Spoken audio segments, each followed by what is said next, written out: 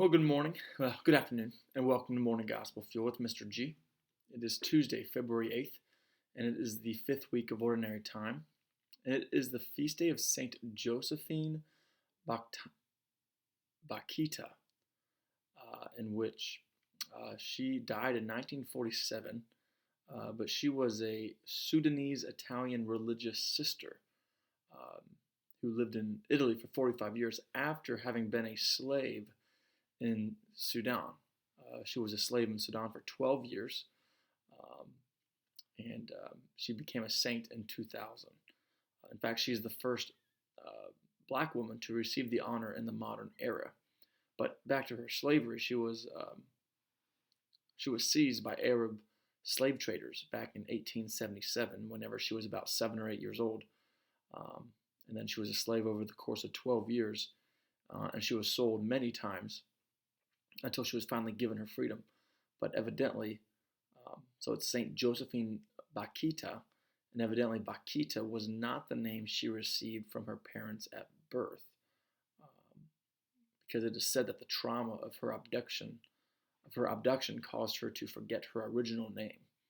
So she ended up taking the name that was given to her by the slavers, which is quite interesting, which is Bakhita, and that translates in Arabic to lucky or fortunate. And in the Greek, that etymology that's the same etymology of what it means to be happy, of lucky or fortunate. So that was, I find that quite interesting. She was forcibly converted to Islam, but then she became a religious sister in the Catholic Church. So anyway, quite a story, quite a conversion. And anyway, she is the patron saint of Sudan, and as well as of human trafficking survivors. That is Saint Josephine Bakhita. Today's gospel is from Mark chapter 7, verses 1 through 13. Let's begin in the name of the Father, Son, and Spirit. Amen. Now when the Pharisees with some scribes who had come from Jerusalem gathered around him, they observed that some of his disciples ate their meals with unclean, that is, unwashed hands.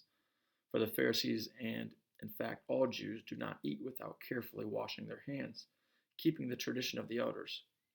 And on coming from the marketplace, they do not eat without purifying themselves. And there are many other things that they have traditionally observed, the purification of cups and jugs and kettles and beds.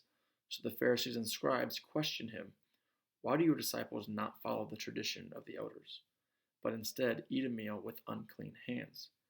He responded, "Well did Isaiah prophesy about you hypocrites, as it is written, 'This people honors me with their lips, but their hearts are far from me.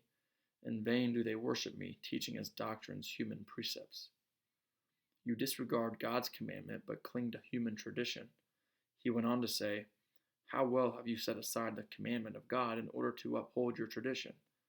For Moses said, 'Honor your father and your mother,' and 'Whoever curses father or mother shall die.' Yet you say, if a person says to father or mother, 'Any support you might have had from me is korban,' meaning dedicated to God, you allow him to do nothing more for his father or mother. You nullify the word of God in favor of your tradition that you have handed on, and you do many such things." All right, so we've got the the tradition of the elders, of where these Pharisees and scribes of the old law and Jews, they just latch on to these old traditions, and they're so latched onto them that they fail to work on their interior life. And that is what Jesus is alluding to right now. He cares more so about what is in the interior as opposed to directly or simply surface level stuff, as far as washing your hands, the purification of cups, and all this other stuff, which he's not saying those are bad in and of themselves, but it shouldn't be our main focus and priority, because oftentimes what is going on interiorly is revealed through the exterior, through our words, through our actions, through our hurtfulness that we give to others, and our anger, our frustration, our poor judgments, just the power of words and stuff like that. Um, Even though it is exterior, it's coming from the interior. And Jesus is challenging us to make sure that our hearts are not far from Him.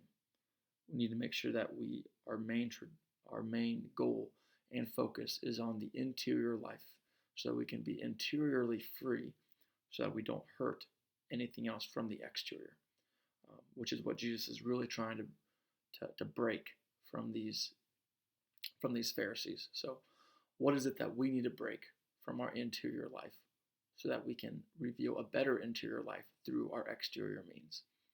So, take that to prayer, and yeah, how do we make our hearts more fixated towards God so that we think, speak, and become more like Him each and every day?